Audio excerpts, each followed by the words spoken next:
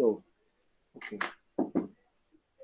Vamos pedir então a espiritualidade que nos ajude, que nos dê a inspiração necessária e que nos ajude na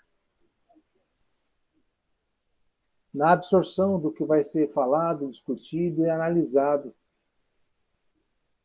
Que assim seja, graças a Deus.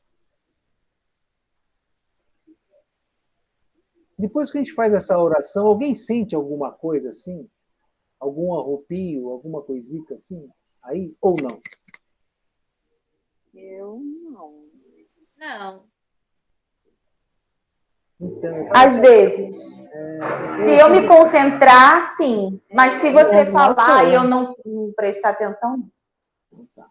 É que aqui é como assim, é questão de concentrar mesmo. Eu não tenho, minha mãe está assistindo na televisão, então assim, eu não estou num lugar sozinha para poder concentrar mais. A gente precisa concentrar mais e prestar atenção, porque às vezes a gente está sendo chamado ou até sendo envolvido e não percebe. Um amigo meu que ficou viúvo há uns 4, 5 anos, uns 6 anos atrás, ele é poeta, super sensível, tal, né? Aí ele mandou um WhatsApp, 7 horas da manhã. Acabei de acordar, peguei o celular, aí eu olhei, ô Francisco, sabe o que quer? Puta, não tem como a gente pedir uma psicografia para minha mulher. Eu acordei com uma saudade dela hoje, não sei o que, né? Eu falei assim, olha, é um pouco difícil. É porque o telefone normalmente só toca de lá para cá, e não é daqui para lá, né? Deixa eu colocar o nome da Raquel que chegou aí. Mas eu vou ver o que eu faço. Né? Vou ligar para algum médium que tem aí disponível, tem uns 2 ou 3 na casa espírita que faz bastante psicografia, mas de modo particular. De vez em quando eles publicam alguma coisa. Olha que eu recebi essa mensagem que bonita, ele vai lá e publica. Aí eu saí para passear com o meu cachorro, né? De manhã. E é incrível que durante a minha saída com ele, aí veio assim na minha cabeça, né? Que se ele ficar quietinho só um pouquinho, ele vai me perceber perto dele. Dá uma olhada como é que funciona a coisa. Me perceber. Quer dizer, ela já estava me usando para conversar com ele. Tá bom. Aí eu mandei mensagem para ele. Olha, você vai fazer uma oração e vai ficar quieto, vai tentar acalmar suas emoções, porque quem você quer que escreva para você está querendo falar com você. E como você é uma pessoa já, um poeta, um artista, você tem uma alma um pouquinho mais sensível. Se você ficar quietinho, você vai perceber até o abraço que ela quer te dar. Encontrei com ele no supermercado ontem. Ele só olhou aquele olho assim, olhou para mim com aquele olhão arregalado e fez assim, ó. Então, nós precisamos perceber o que está perto de nós. É bacana isso aí. Gente, o mundo está tudo... O Wi-Fi está tudo interligado, né? A gente já está observando aí quando chega uma mensagenzinha para poder ler, assistir. Livros, Leis do Amor. Vocês que são meninos e meninas inteligentíssimas, aguçadíssimas, olhos de gavião, o que vocês têm para me dizer sobre essa obra? Antes da gente começar a analisar.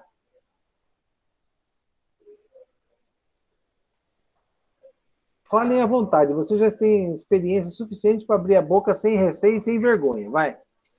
Estamos na penúltima aula do ano. Francisco, eu, assim, como uma aluna muito dedicada, eu não li completamente, né? Dei uma lidinha um pouco transversal, assim. Mas pareceu um pouco como o livro dos espíritos, né? Com as perguntas e as respostas. Isso.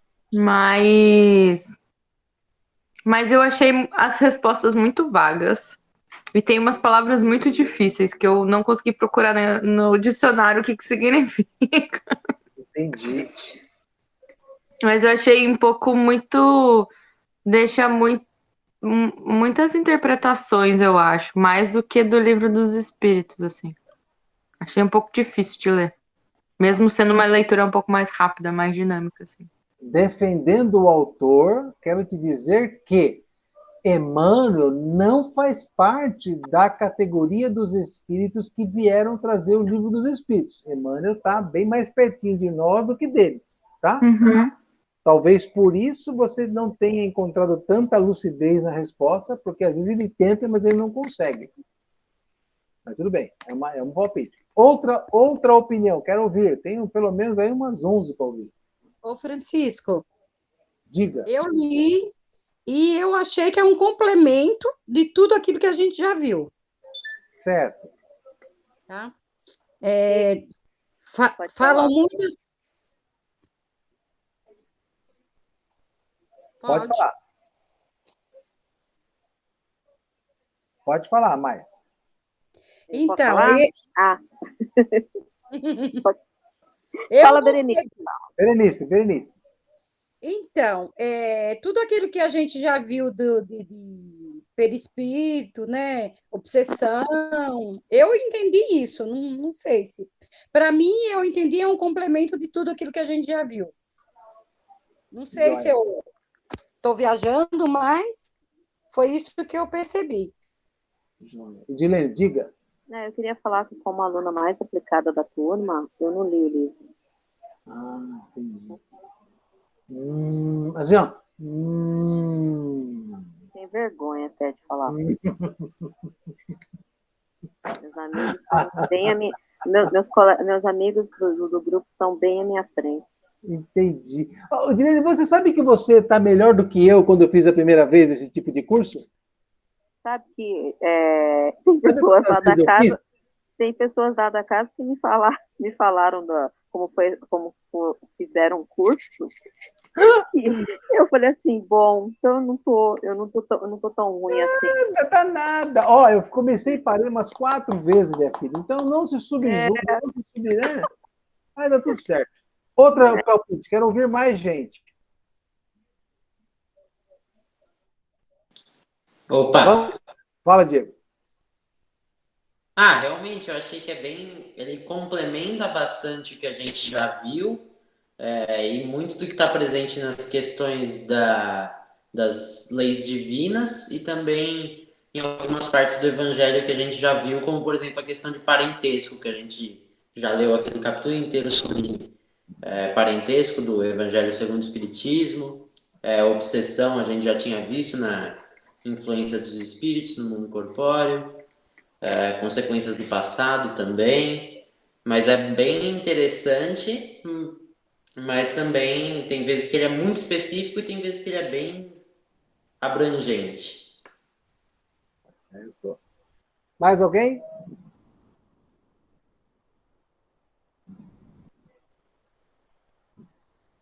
Muita gente ao mesmo tempo. Peraí, um de cada vez. Eu acho que quando ele fala de abrangência, é porque ele também, ele não quer dar tudo. Toma, pensa. Ele quer fazer assim, pensa também, pensa.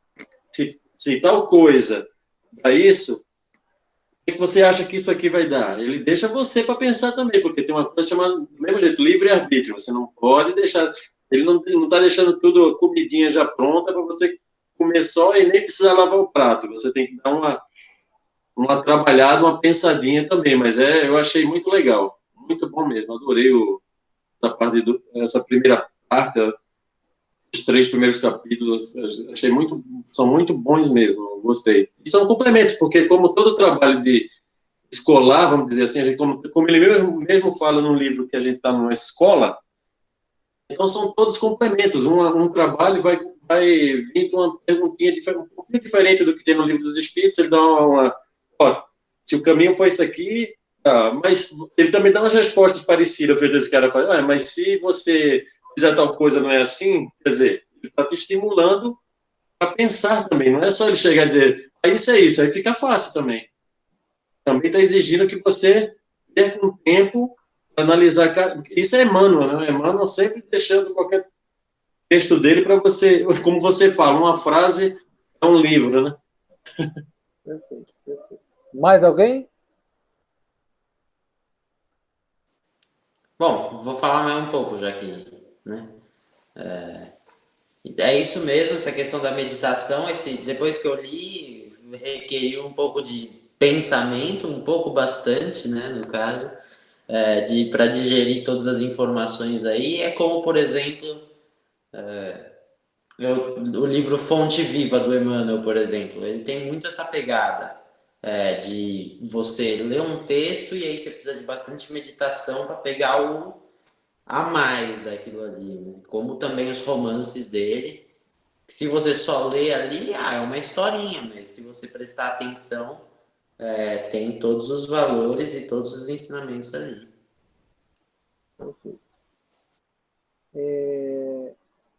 Emmanuel, ele é complicado, né? Eu estava escutando uma palestra que a pessoa mencionou uma frase dele, nossa, que eu parei para copiar a frase, eu até coloquei no grupo, se eu não me engano.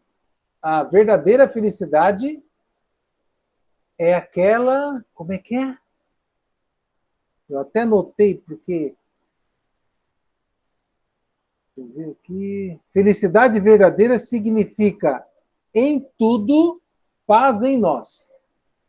Felicidade verdadeira significa em tudo, paz em nós. Olha só, em tudo eu tenho que estar com a minha consciência em paz. Isso é ser feliz. Não é ser rico, poderoso, ter posse, nada. É estar em paz em todos os assuntos que a vida me apresenta. Dá para fazer uma palestra em cima desse negócio aqui, uma simples frase. Então, Emmanuel tem essa característica, viu, gente? Né? Livros, leis de amor. Como todos nós sabemos, a lei que rege o universo é a lei do amor. Lei de amor, melhor dizendo, né? Então, o que Emmanuel fez? Emmanuel deu uma abordagem sobre essa lei, mas uma abordagem trazendo alguma reflexão para as coisas do encarnado que ainda não prestou atenção no alcance dessa lei, né? Ele trouxe alguma observação referente às situações que a lei de amor impõe ao encarnado e que, não seguindo essas orientações, quais são as consequências. Então, Emmanuel ele tentou fazer um resumão para que nós tenhamos essa oportunidade de refletir. Por quê? Porque nós estamos muito mais deste lado da lei do amor do que o seu verdadeiro significado, que nós só vamos entender a lei de amor à medida que nós iremos evoluir, né? Em que nós evoluamos em direção a Cristo e a Deus, nosso Pai, mais ainda. Porque conforme eu vou evoluindo, eu vou entendendo a lei de amor mais de perto. Então, o Emmanuel veio fazer uma reflexão sobre como é que está a lei de amor no nosso nível aqui de encarnado hoje, com a nossa humanidade neste estado de evolução. Então, ele separou em 8 temas. E você percebe que o último chama-se redenção. Redenção, que significa como é que eu faço o up, dou up na minha jornada espiritual. Então, nós fizemos um estudo do Livro dos Espíritos em vários temas, que são mais ou menos temas gavetas, aonde eu vou usar para reflexão em cima das perguntas e respostas que ele nos deu aí. Tá? Essa é a visão. E é interessante porque assim, eu falo desse livro já há uns 10 anos. E hoje, quando eu estou aqui abrindo o arquivo, e passou a capa do livro, assim, Leis de Amor, eu falei, puxa vida, eu nunca tinha percebido que até o título, né, já traz uma mensagem. Ele vai falar sobre a lei universal, a lei que une todas as criaturas num bem comum. E aí depois veio o índice. Quando eu olhei o índice, mas eu falei, mas só tem coisa de encarnado. Aí o meu amigo veio e fala assim, mas isso é porque ele quer que vocês olhem a lei do amor sobre os olhos de vocês. Porque é o nível que vocês estão ainda trabalhando em cada um dos seus corações. Então, vamos trabalhar em cima disso para que a gente ver se a gente consegue entender melhor um pouquinho dessa coisa aí, que, segundo alguns, é vago, segundo outros é enrolado, etc. Tá? Tem aqui o prefácio, assinado por ele próprio. Quanto mais se agiganta a civilização na Terra, mais amplamente predomina o estudo na extensão do progresso geral.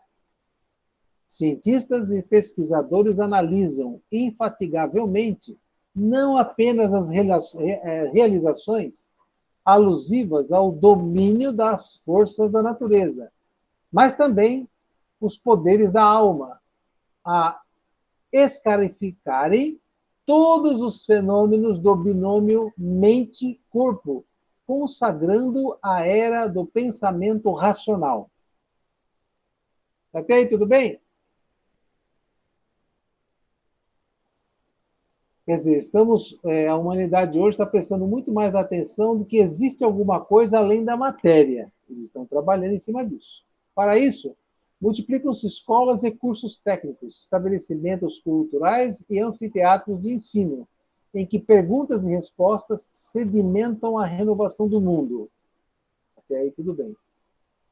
Natural, transportemos igualmente a questão da dor para os recintos de aula, por disciplina a examinar em regime de urgência. Quer dizer, eu estou dominando a natureza, eu consigo produzir muitas coisas a partir da matéria-prima que a natureza me dá, eu alcancei um know-how tecnológico fantástico, mas nunca se teve tantos suicídios, nunca se teve tanta violência nesse planeta. Sociedades extremamente evoluídas tecnologicamente, cientificamente, os jovens estão se matando pra caramba. Pra caramba. Então, esse livro vai tratar também dessa questão, tá? A questão da dor. Pensadores existem que pretendem desconhecê-la, enquanto outros fazem dela paixão acariciada com volúpia, caindo no desequilíbrio de quem ignora a função da água no solo, formando o deserto para arredá-lo deliberadamente do caminho ou gerando o pânico, por reconhecê-la toda ao pé de si.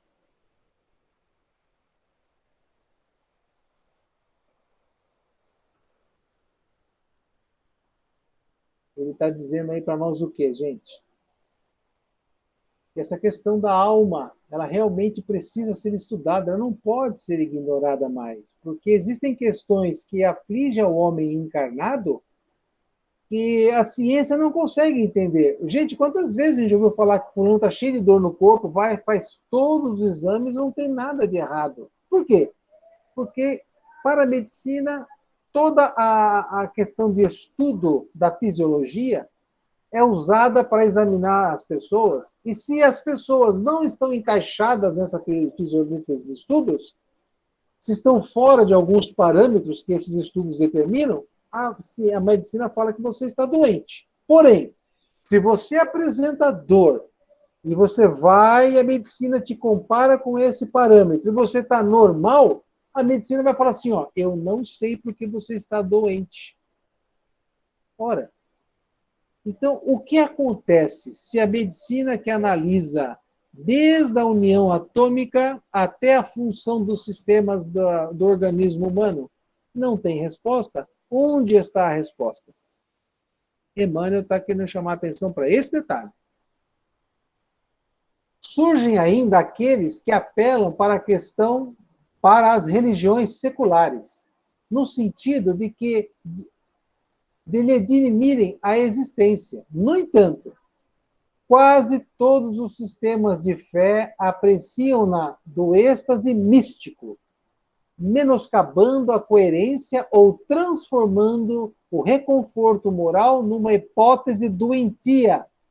Atitudes essas que relegam todo o esclarecimento à lamentável procrastinação, ou seja, a busca por respostas através dos sistemas religiosos que hoje servem a Terra, infelizmente, tem se dado de forma muito vaga. Quer dizer, a pessoa vai atrás e não consegue se satisfazer intimamente com aquilo que encontra, com as verdades que são apregoadas por um número infinito de sistema religioso que hoje tem na Terra. Né? Daí o nosso propósito de oferecer essas páginas humildes à guisa de opúsculo didático aos companheiros que nos propuseram 8 temas abordados neste livro, em torno do sofrimento perante a doutrina espírita, com o objetivo de fundamentar a paciência e a consolação, a esperança e o aperfeiçoamento íntimo na lógica da reencarnação. Ou seja, Emmanuel estava lá no plano espiritual, o pessoal lá da casa de Chico Xavier evocou Emmanuel e falou: Emmanuel, o negócio é o seguinte, nós temos 8 temas aqui, temas esses que nós entendemos são temas que causam dor ao encarnado, dor íntima, dor moral, e nós queríamos que você, com a sua capacidade intelectual, nos ajudasse a compreender o motivo desta dor nestes temas.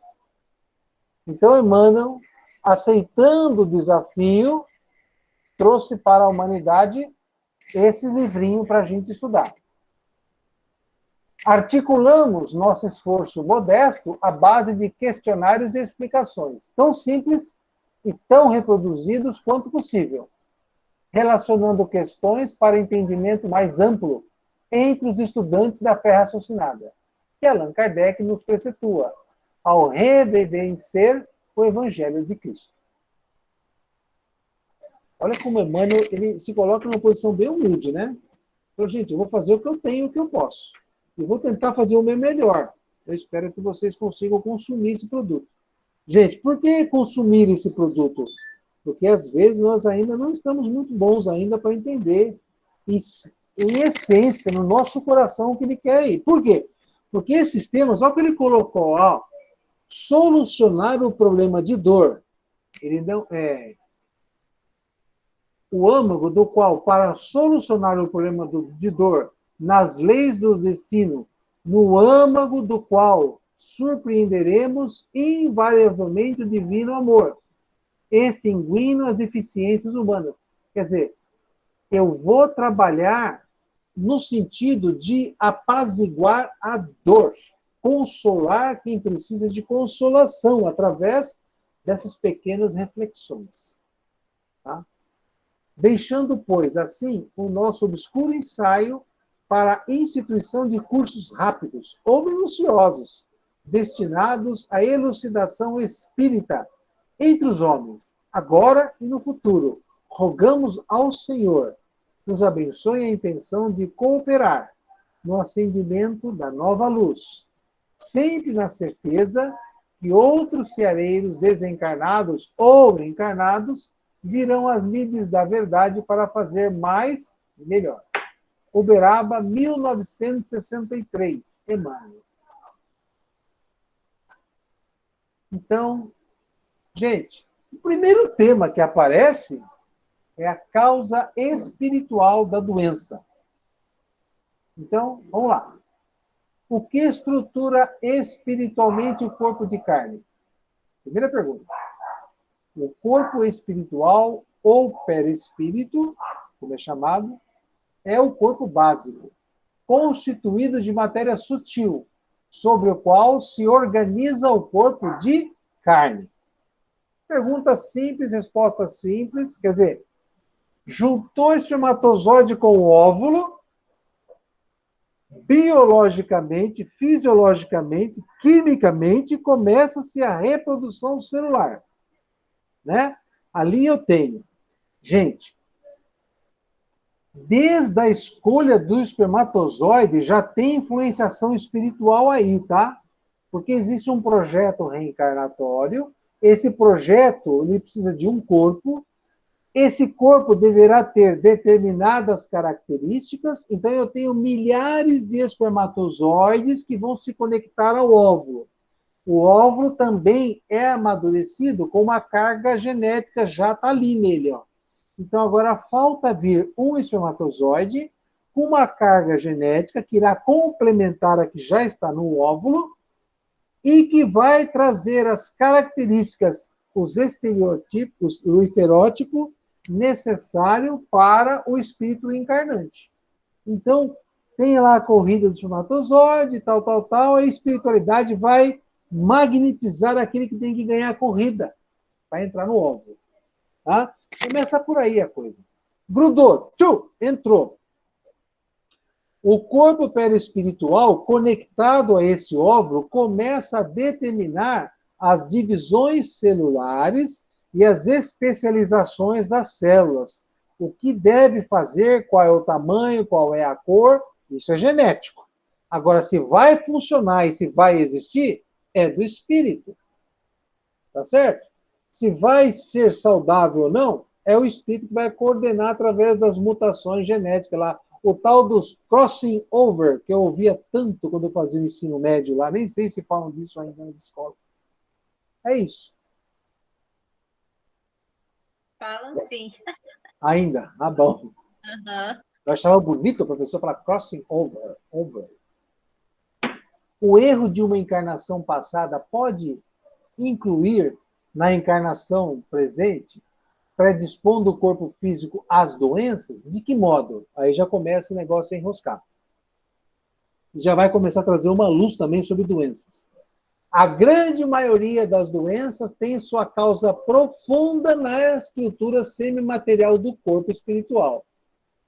Havendo o espírito agido erradamente nesse ou naquele setor da experiência evolutiva, vinca o corpo perispiritual com desequilíbrios e distonias, que o predispõem à instalação de determinadas enfermidades, conforme o órgão atingido. Olha só. Tá? E nós vamos ler nos romances, na literatura espírita, um monte de neguinho encarnando com problemas, e os mentores dizendo, porque na outra vida esse cara fez isso, fez aquilo, e agora está assim, tal. Então, exemplos sempre vão surgir, tá? Então, o perispírito é uma espécie de um arquivo da nossa história espiritual. Nós vamos para um corpo novo, mas a nossa história vai junto, né? Eu vou carregar para esse corpo novo as minhas bem-aventuranças ou as minhas más-aventuranças. Eu vou colher exatamente o que eu plantei, sem tirar e nem pôr.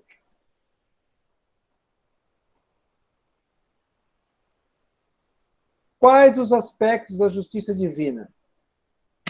Aliás, quais os dois aspectos da justiça? A justiça na Terra pune simplesmente a crueldade manifesta, cujas consequências transitam na área do interesse público, dilapidando a vida ou induzindo a criminalidade. Entretanto, esse é apenas o seu lado exterior, porque a justiça é sempre manifestação constante da lei divina, nos processos da evolução e nas atividades da consciência. Ou seja, separamos a justiça em dois campos, do encarnado e do desencarnado. A do encarnado é moleza. Você é condenado à prisão perpétua, à morte por enforcamento, cadeira elétrica, e está resolvido. A encrenca maior, é como me for lá, é nos processos e nas atividades da consciência. Né? Porque nós carregaremos a nossa consciência livre ou presa por muito tempo, até a gente conseguir se reequilibrar junto à justiça e se sentir como uma pessoa grata com Deus. Gente do céu, o que tem de espírito que se acha não merecedor dos benefícios da misericórdia humana é brincadeira, porque está em dívida. Tá? Mas isso é um assunto para outra hora. Qual a relação existente entre doença e justiça? No curso das enfermidades, é imperioso venhamos a examinar a justiça, funcionando com todo o seu poder regenerativo, para sanar os males que acalentamos. Os caras perguntam, mano, qual que é a relação de justiça com doença? E ele fala, ora, toda. Toda. A doença vem com um processo da pessoa, para que essa pessoa realmente repense, reprograme suas atitudes, reformule o seu campo mental, o seu campo de emoções, para que ele se afine com a justiça, de tal forma que ele tenha saúde. Gente, eu preciso ter saúde.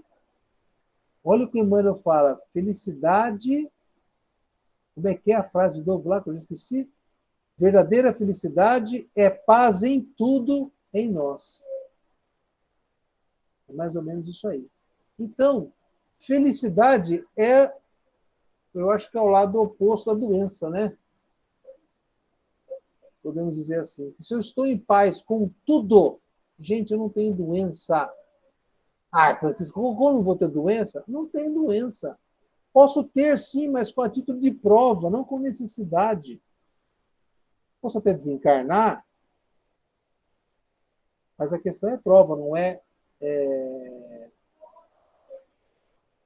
expiação. Então, alguém quer falar alguma coisa? Tem aí, gente? Acabou o chá.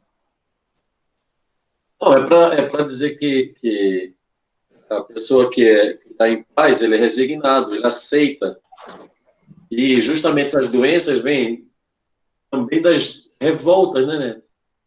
Porque não só do que a gente traz, mas até aqui mesmo. Se você fica só olhando o rabo do outro, não presta atenção na sua vida, fica só olhando a do outro e desejando a do outro, o que é que você coloca a si mesmo? Um nível que, por exemplo, você olha só para cima, como ele mesmo diz no Evangelho. Não olhe só para cima, olhe principalmente para baixo.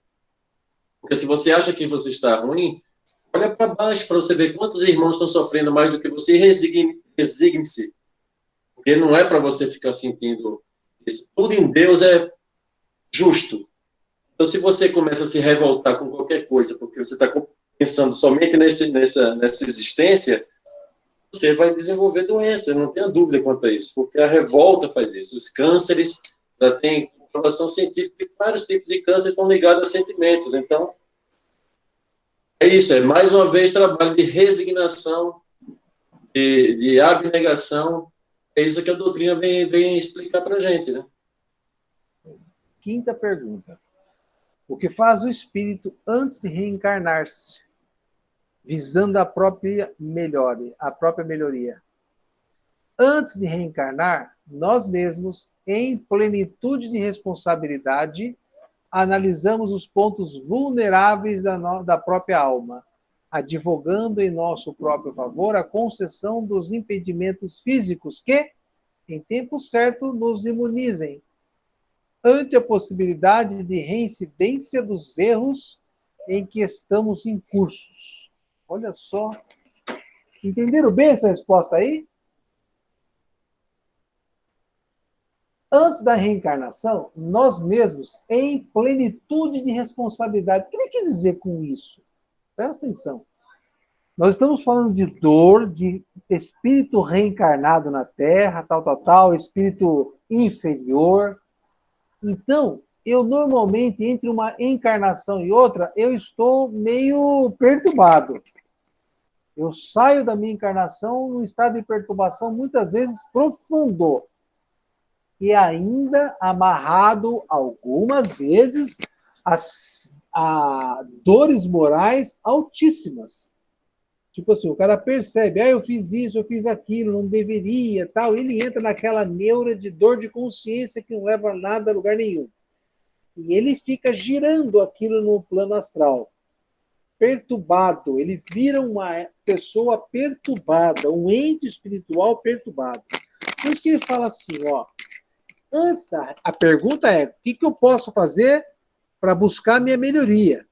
E Emmanuel responde, antes da reencarnação, em plenitude de responsabilidade, quer dizer, quando eu já ultrapassei essa coisa do estado de bobeira, de alucinação, quer dizer, eu estou mais consciente, eu estou mais acordado, eu posso prestar atenção em mim mesmo e posso também dar palpite no planejamento da minha próxima vida. Eu não estou mais no estado de alucinação, não estou mais louco, eu estou bem. Estou com muita dor moral, mas eu estou bem. Eu realmente fiz bobagem. Mas então eu estou bem e eu quero saber o que eu posso fazer agora para resolver. Então Emmanuel coloca. Analisamos os pontos vulneráveis da minha própria alma, advogando em nosso próprio favor a concessão de impedimentos físicos em tempo certo. Ora, eu programo, então, o nascimento com deficiências fisiológicas, com bombas de doenças que irão, em determinada época, assumir a minha vida e vão provocar o meu consciente, as minhas emoções, essa doença vai provocar, ou eu programo aparecer em mim determinados problemas de saúde quando eu estiver atravessando de novo o mesmo problema de outras encarnações. Então, é esse o papel, né, que eu posso programar. Por exemplo, vamos supor que eu esteja numa vibe aqui na vida, repetindo as mesmas porcarias que eu fazia em outras vidas. Então eu falo, mentor, pelo amor de Deus, se eu fizer isso de novo, instala um câncer aí em mim e fulmina logo a minha vida para que eu não aumente o meu débito. Vamos fazer esse pacto, mentor? Vamos fazer essa jura? Vamos me ajudar nesse sentido? Aí fala, tudo bem, vamos lá. E vamos pro pau. Tá? Então, é esse o papel que o espírito pode trabalhar. Olha lá. Advogando em nosso próprio favor a concessão dos impedimentos físicos que, em certo tempo, me imunize ante a possibilidade de reincidência nos erros em que estamos incursos. Tá? Então é isso. Gente, assim, a espiritualidade nos chama a ler a dor física sobre um outro ângulo.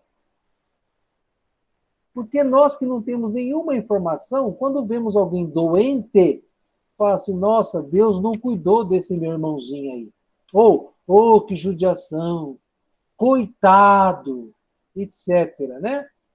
São sentimentos ainda muito mascarados em relação ao verdadeiro processo que ali está instalado. Gente, a doença, na verdade, o nome está errado. Porque, na verdade, isso já é um processo de cura. Como assim, Francisco? O cara está com câncer, está apodrecendo. Ele está sendo curado. Porque esse processo, esse remédio dolorido, amargo, profundamente dolorido, é uma injeção de bezetacil no olho para o espírito. Mas já é um processo de cura, gente, de cura. Então, é isso que nós temos que começar a olhar a doença como um instrumento forte, hein? É um dos grandes instrumentos que a divindade nos oferece. Mas é um alerta.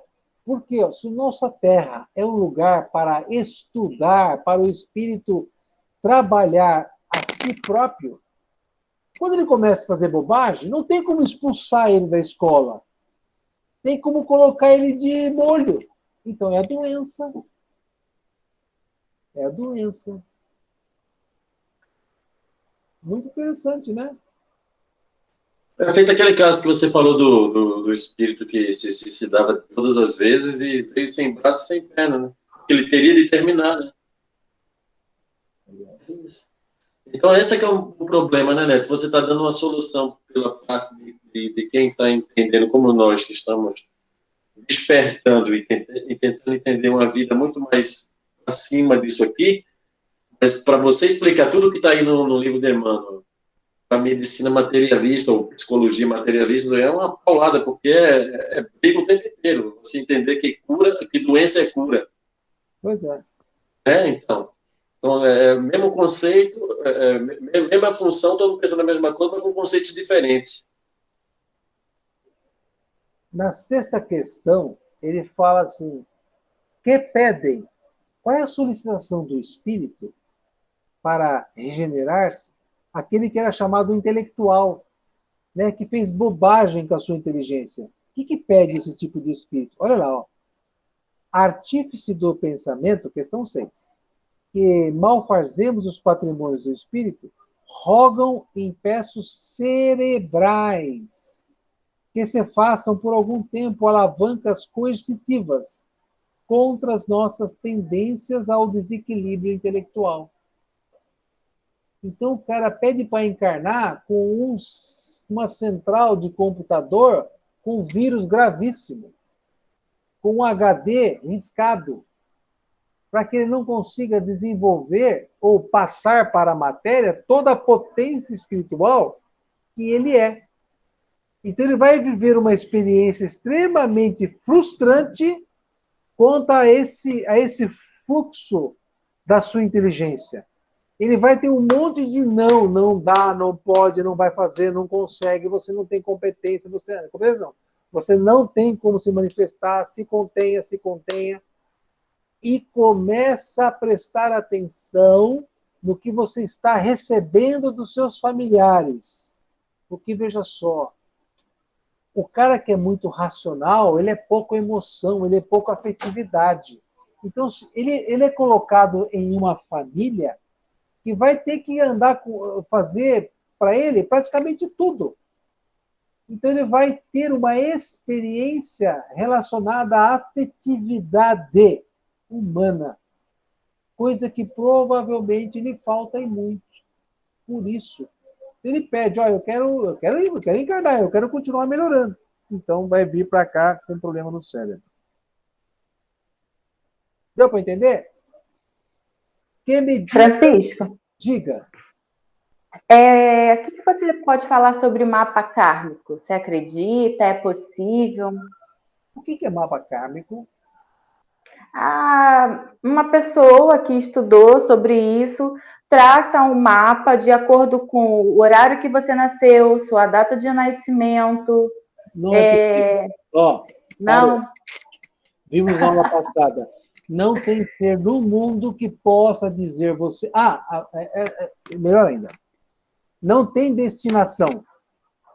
A nossa vida não está predestinada a passar por determinadas coisas assim absurdamente fáceis de serem matematicamente transcritas num papel. Não existe isso.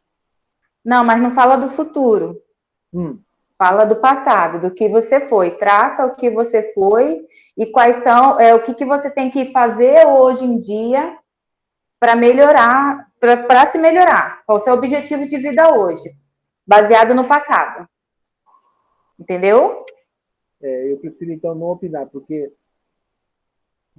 pelas suas palavras, se for alguma coisa que ajude o cara a ser uma pessoa melhor, beleza, está valendo. Porque se a pessoa tiver condição de enxergar as porcarias que está fazendo e reformular, redirecionar a sua vida, está valendo, pode ter o nome que tiver. É uma nova religião, vamos dizer assim. Pelas suas palavras, né? Não tem Deus, não tem santo, não tem claro lá, mas é uma coisa que pega o trapo velho e faz um pano novo bacana. Se fizer isso, porque a espiritualidade pede exatamente isso, que tenha o rótulo que tiver, mas que faça a pessoa, no final, ser melhor do que ela era no começo. Então, meu filho, toca o pau. Neto, aí diz assim, a nomenclatura que utilizar, né? Desde que você trabalhe, dome seu orgulho e seu egoísmo, tá tudo certo, né?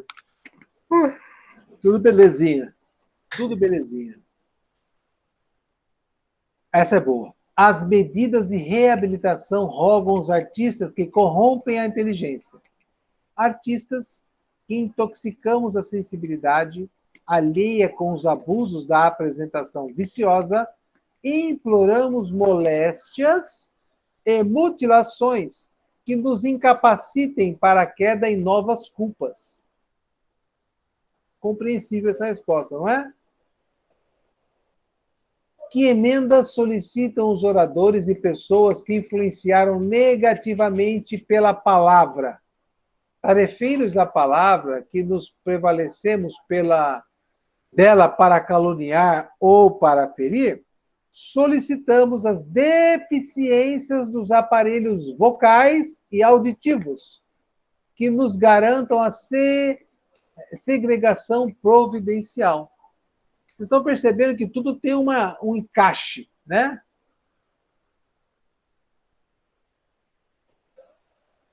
E quem nasce míope, ô Francisco? Andou olhando o que não devia. Gostava de observar o que não era necessário. É sério? Opa! Nossa. Nossa. Vocês percebem que Valeu, as perguntas, ela entra assim, ó. Por que nasceu auditivo, o problema de audição? Porque eu, quando estive na Terra, fui assim. Por que nasceu com problema no cérebro? Porque nós, quando estivemos na Terra, por que nasceu com não sei o que lá? Porque nós fizemos isso, aquilo. Quer dizer, sempre parte da condição de nós. Não é Deus que impõe. Nós rogamos essas estruturas, essas necessidades. Passamos 10, 20, 30, 100, 120 anos com essas deficiências, porque é o tempo necessário para que essa triste missão, para que essa triste encarnação monte ou retome em mim uma consciência moral mais equilibrada. Ou seja, eu estou tomando um golinho de chá de boldo 3 vezes por dia em jejum, sistematicamente, durante toda a minha vida, para que eu tenha um fígado na próxima encarnação regenerado. As dificuldades que eu tenho nessa vida, na verdade, já são remédio para o meu espírito, para o eu. Meu espírito, ó, para mim. É por isso que a gente tem que ter um pouquinho mais de coragem frente aos problemas que nós enfrentamos na vida. Por quê? Porque na verdade, a palavra problema ela é muito negativa, ela tem um poder muito grande sobre nós. Mas ela é um instrumento educativo. Olha como fica mais bonita essa expressão. Em vez de doença, você vai trocar instrumento educativo. Então, por exemplo, eu estou com um problema aqui na prefeitura que tem que aprovar uma planta de uma casa para mim, e essa planta já está há 4 anos em discussão. Então, eu fico muito nervoso. Aí a Débora fala, não fica não, bem, isso é um instrumento educativo para você. Que vontade de matar um. Mas o pior é que é verdade, né? É verdade. Então, tudo acontece, e a gente tem que entender exatamente isso. Tudo acontece na hora que tem que acontecer. A gente vai lidando com a nossa inteligência para resolver, mas tudo tem limitação, né? Eu escolho a terra, o trator, o adubo, a melhor semente, contrato o melhor engenheiro agrônomo, tal, mas a água vem de quem? Das circunstâncias climáticas que o homem não domina. Por que o homem não domina? Porque ainda está na mão da esfera espiritual a questão da água. Porque as necessidades ainda têm que serem conduzidas por uma mão mais elucidada, mais crítica. Se deixar tudo na mão do homem, lascou-se. Tá bom?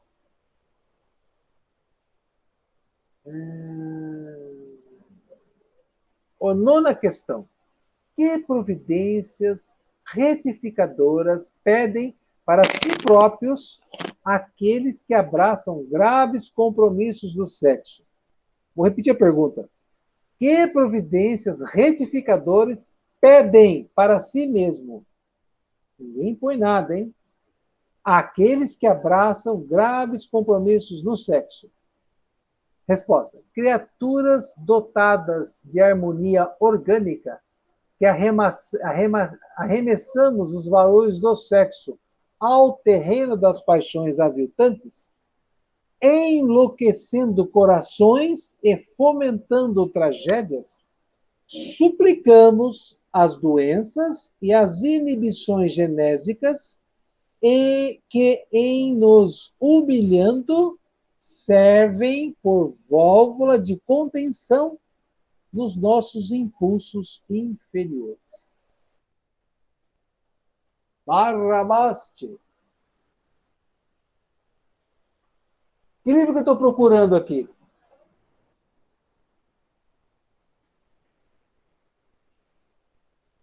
Achei.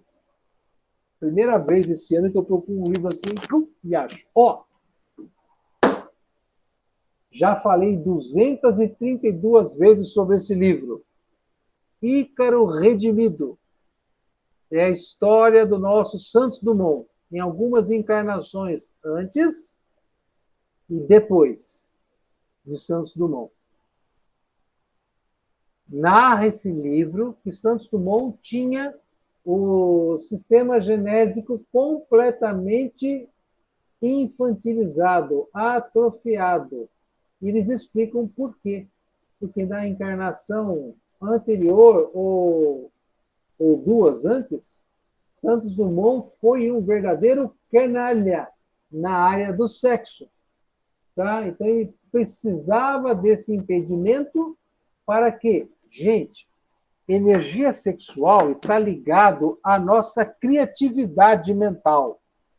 Energia sexual está ligada à nossa capacidade de elaborar soluções, vivências. Então, se eu pego essa energia e só jogo ela lá no genésico, sistematicamente, sem equilíbrio, o que vai acontecer? Né? Problemas, vários deles. E se eu me viciar nesses problemas, eu vou ter problemas na outra encarnação. Uma delas, ou uma possível, né? Qual é? Olha lá. Inibição genésica. E suplicamos as doenças. Doenças. Quais são as doenças? Na área da imaginação, da capacidade de reflexão, na capacidade de bolar soluções para o dia a dia. A gente fica limitado. Tá certo? Então, o uso da energia sexual é extremamente positivo para o espírito, desde que seja feito em equilíbrio. Equilíbrio. A gente precisa. Ah, mas Francisco, eu gosto tanto disso. Eu também, rapaz. Costumo te dizer que eu também gosto muito, faz parte, faz um bem danado. Mas como é difícil entender a hora de se usar, como usar, né? Qual é o verdadeiro benefício que ela tem que te trazer como alma eterna? Não é benefício para o cabra que está encarnado, macho, latino-americano e cheio de razão em tudo que quer. Impõe aos outros. Então, é um negócio muito sério. A gente entender energia. Tem gente que confunde relação sexual com amor. Exemplo. Dia dos Namorados é a época que mais tem propaganda de calcinha de motel na televisão. Por quê? Porque nós confundimos amor com sexualidade. É um treco que não tem nada a ver uma coisa com a outra. Sexualidade é uma manifestação do ser vivo em si, em qualquer grau evolutivo na natureza, aqui na Terra. Amor é outro papo. Uma simples conotação para o amor. O amor é você fazer tudo que estiver ao seu alcance para que o outro seja feliz. Ora, e se o outro não gosta muito de sexo que nem você, como é que você vai fazer? Você vai brigar e vai obrigar o outro a fazer sexo com você, porque você quer fazer? Ai, que saco, hein? Então, é um processo que exige muita reflexão, porque ele tem consequências gravíssimas para o espírito que está num processo educativo.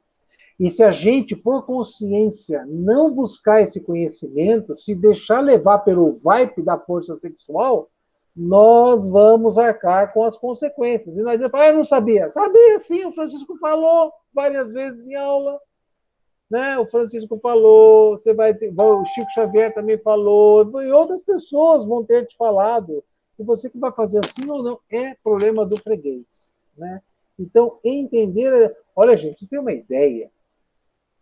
Eu penso assim, ó, às vezes eu estou lá fazendo almoço para mim e para a Débora, porque a gente está sobrevivendo sozinho, os filhos viajou, ou estão morando fora já, né? Então, às vezes eu estou ali fazendo almoço, eu tenho que fazer um prato de forma a agradar a minha esposa também. E eu fico num estado muito feliz quando ela fala, puxa, isso aqui tá bom pra caramba. Epa! Aí eu fico pensando, o que esse feedback dela causa dentro do meu coração?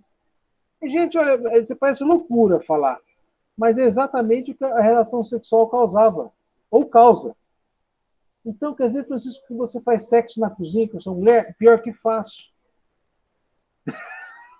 Por quê? Porque eu faço coisas a ela que a energia envolvida em meus atos do cotidiano são quase semelhantes ao ato consumado na cama. Então, é um negócio que a gente precisa começar a pensar, porque quando eu li há uns 18 anos atrás essa resposta, que eu estava com esse processo meio desequilibrado na cabeça, eu falei, putz, dele, eu preciso me cuidar, porque senão eu vou xaropar. E aí você começa a ler vários livrinhos nesta área, Chico tem uns 4 ou 5, que são verdadeiras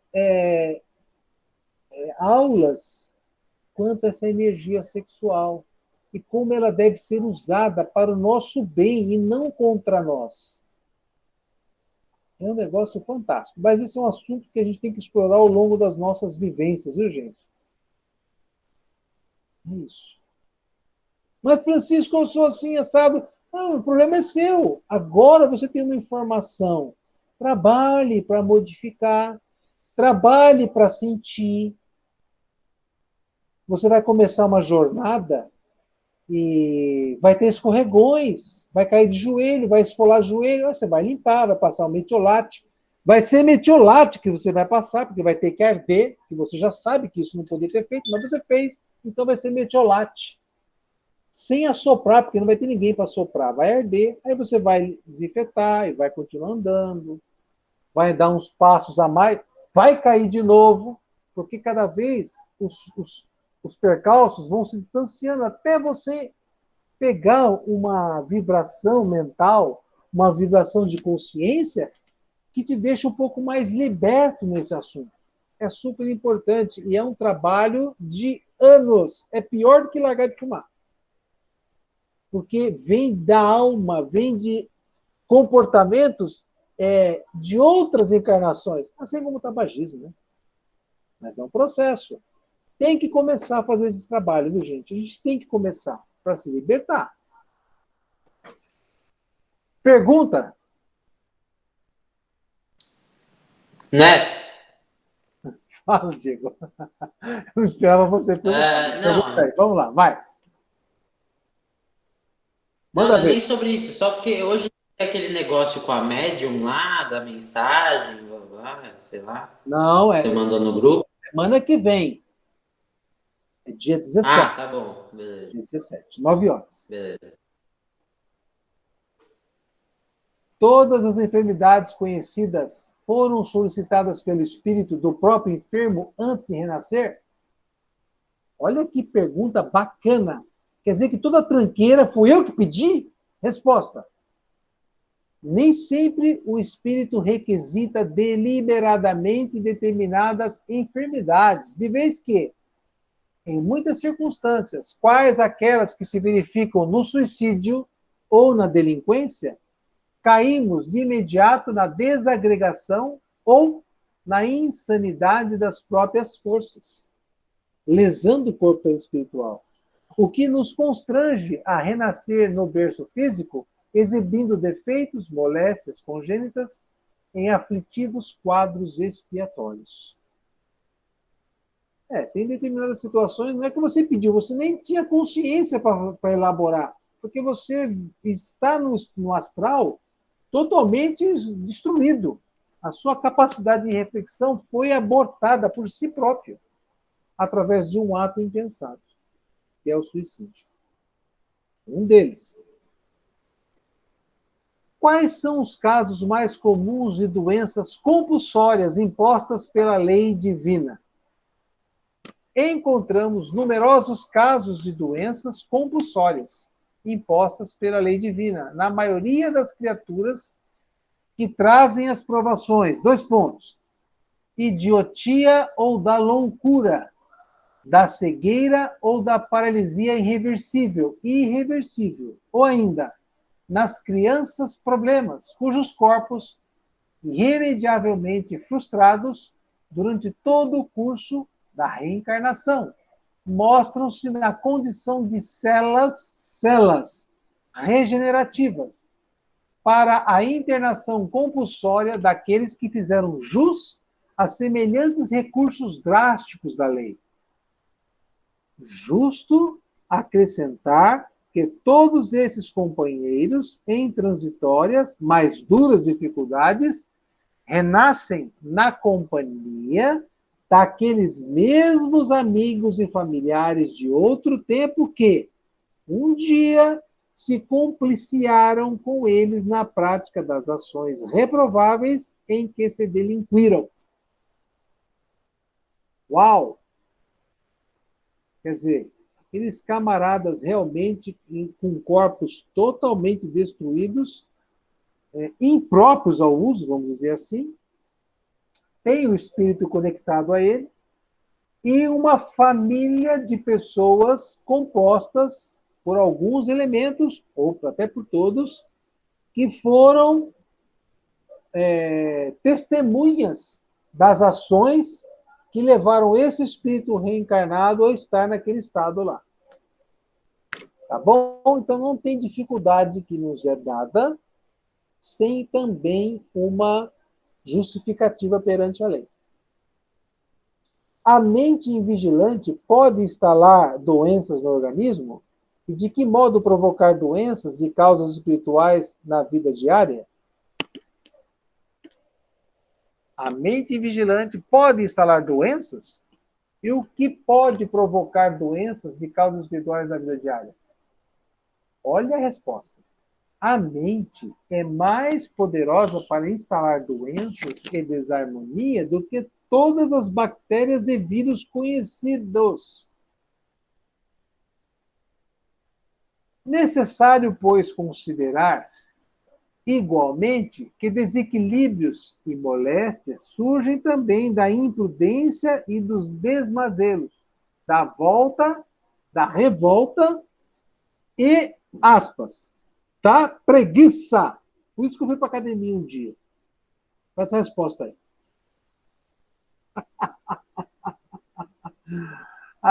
Desmazelo, da revolta e da preguiça. Olha lá. Assim, ó, eu tenho um problema no meu corpo, que eu tenho uma coceira do joelho para baixo. Eu fui no médico e tal, né? Aí faz exame, pá, um monte de coisa. Aí o médico vem, na primeira hipótese, era um problema circulatório, que o sangue saía, escapava das artérias e ia para a pele, e aí provocava coceirinha. Mas aí me deu um monte de remédio para comprar, eu não comprei nenhum, esperei o resultado dos exames e fui para a consulta de novo, né?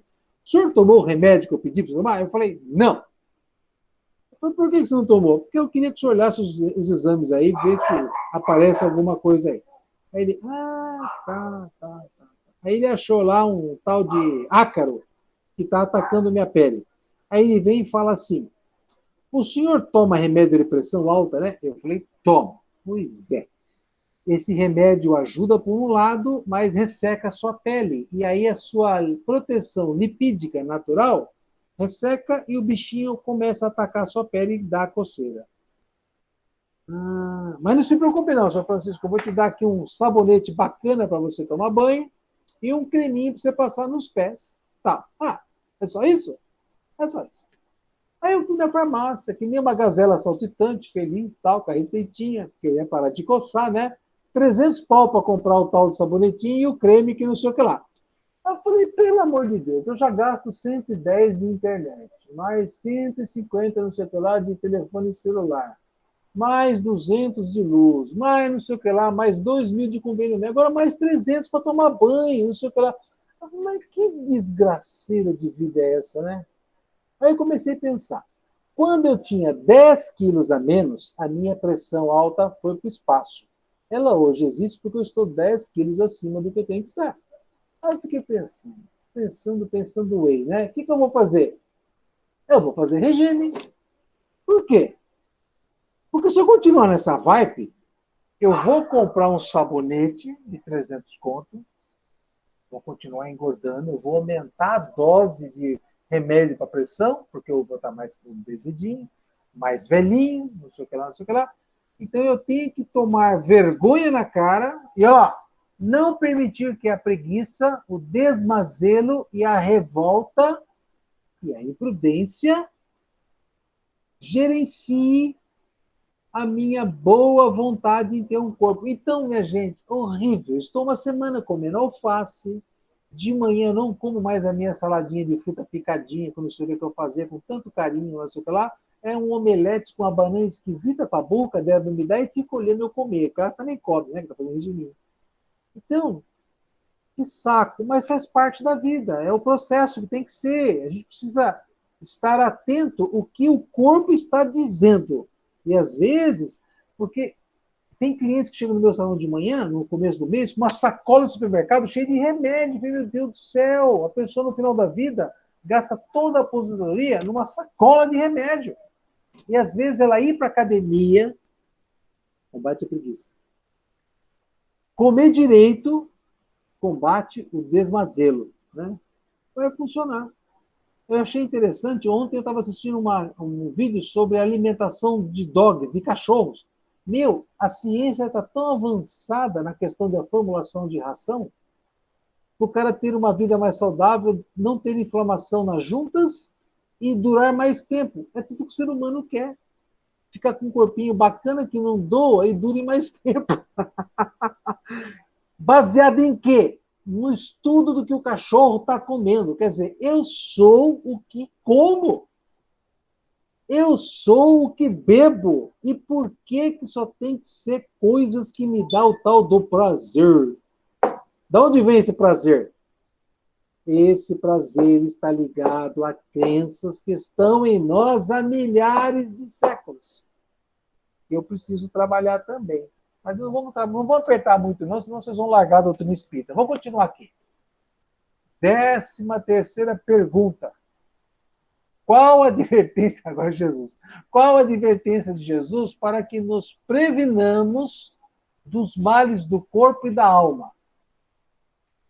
Assinalando as causas distantes e próximas das doenças de agora, destacamos o motivo por que os ensinamentos da doutrina espírita nos fazem considerar, com mais senso de gravidade, a advertência do mestre. Orai e vigiai, para não cairdes em tentação. Desculpe aí, moçada, mas, chegando a essa conclusão, nós estamos com dores por nossa culpa. Não é porque o corpo está velho. Não é porque eu estou velho. Vocês vão ficar com dor no corpo? Não é porque o seu corpo vai ficar velho. Né? Então, tem até uma brincadeira que a gente faz assim, na velhice tudo cai. Aí eu falo, menos a gengiva, porque ela sobe. Por que a gengiva sobe? Porque eu escovo errado. Porque ela também não é para subir. Então, tudo é um processo que eu sou o gerenciador ou da minha felicidade ou do meu desastre futuro. E é isso que a gente tem que estar assim, bastante atento em nós. Então, gente, nos próximos dias, até quantas colheres de arroz você põe no prato, você precisa pensar. Isso tudo vai virar açúcar dentro de você.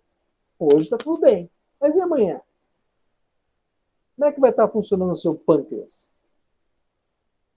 Né? Então, orai e vigiai é a nós. Não é vigiar ao próximo. É a vigiar a nossa mente, os nossos desejos, fazer uma reflexão bacana sobre o que eu sou, o que eu preciso e o que eu tenho feito para obter. E pensar também no que eu miro para ter, no que eu estou mirando para ser. Se esse realmente é o verdadeiro papel que eu tenho que desempenhar aqui enquanto encarnado. Alguma observação, gente? Alguma pergunta, alguma reflexão sobre o primeiro capítulo desse livro?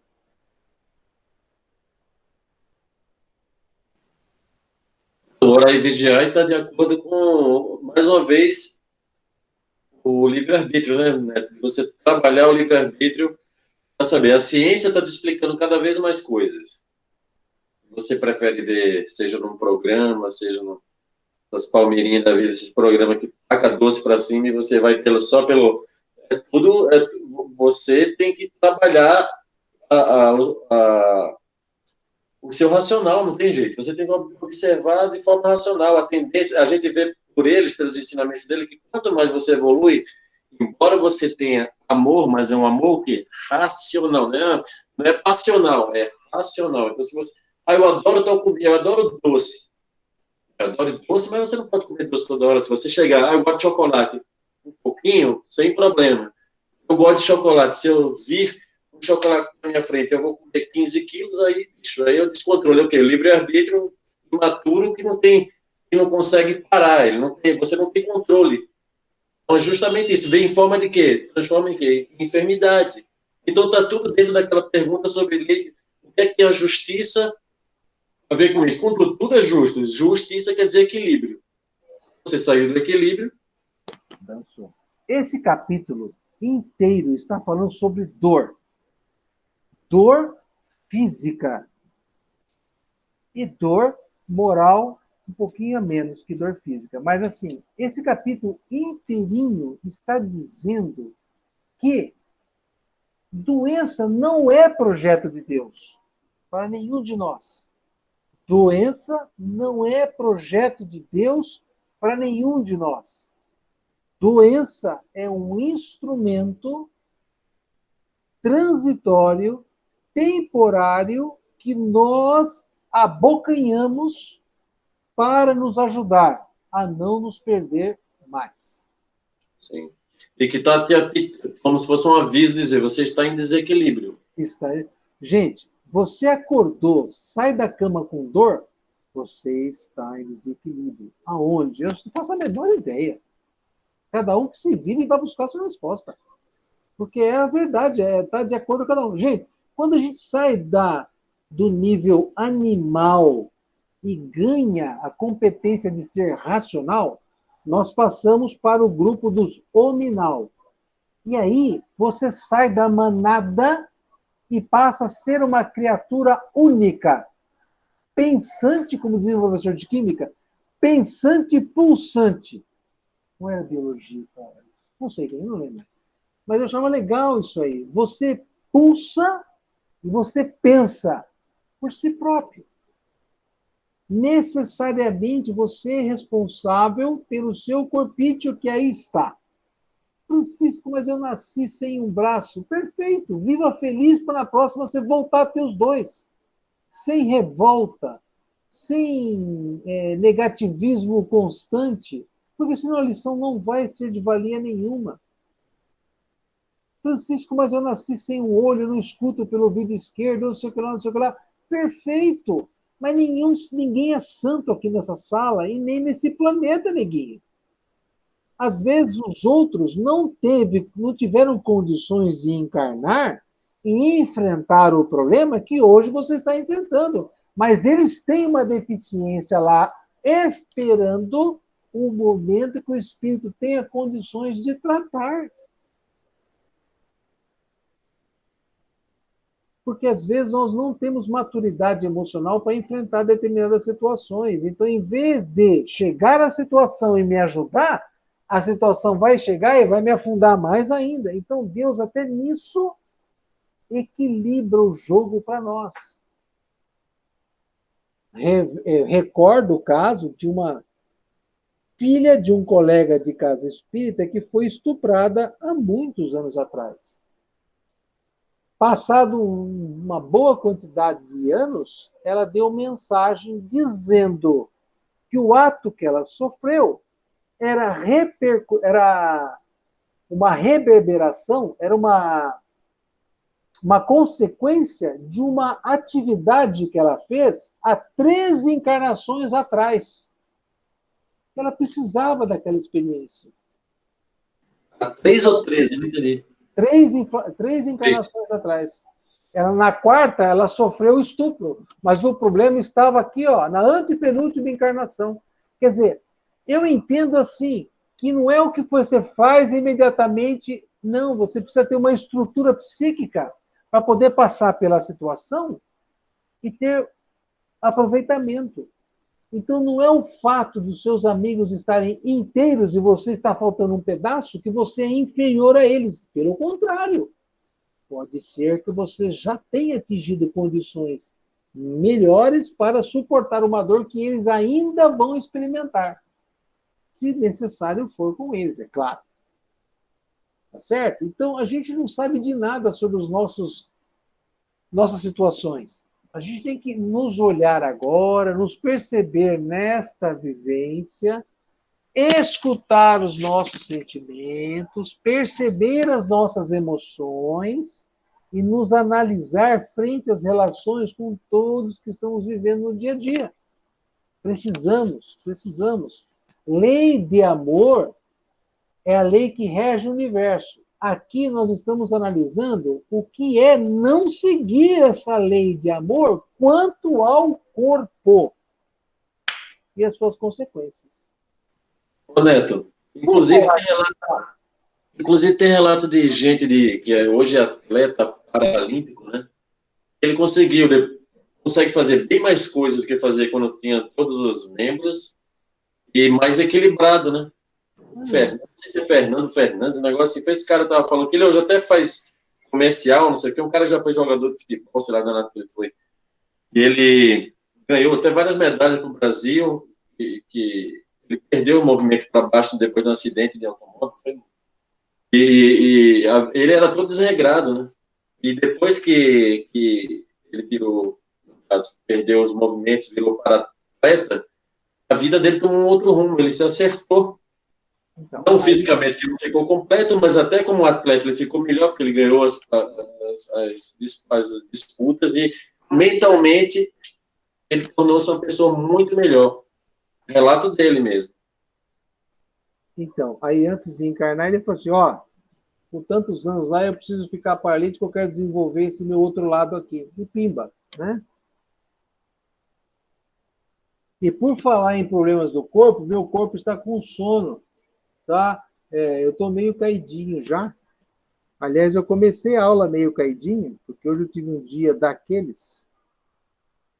Então, eu queria encerrar a nossa aula. O capítulo 2 fica a próxima aula. Lembrando aos navegantes, aos marinheiros, aos tenentes, aos varredores de convés, e sei lá quem mais o quê, que a semana que vem, às 21 horas, nós teremos a palavra do plano espiritual conosco. Então, quem faltar, azar. Eu não vou gravar. Vai ficar sem assistir, vai ficar sem escutar. Tá certo? E não adianta chegar 10 para as 9. Ah, eu tive um problema com o ônibus. Mentira! Tá certo? Você sabe que é mentira.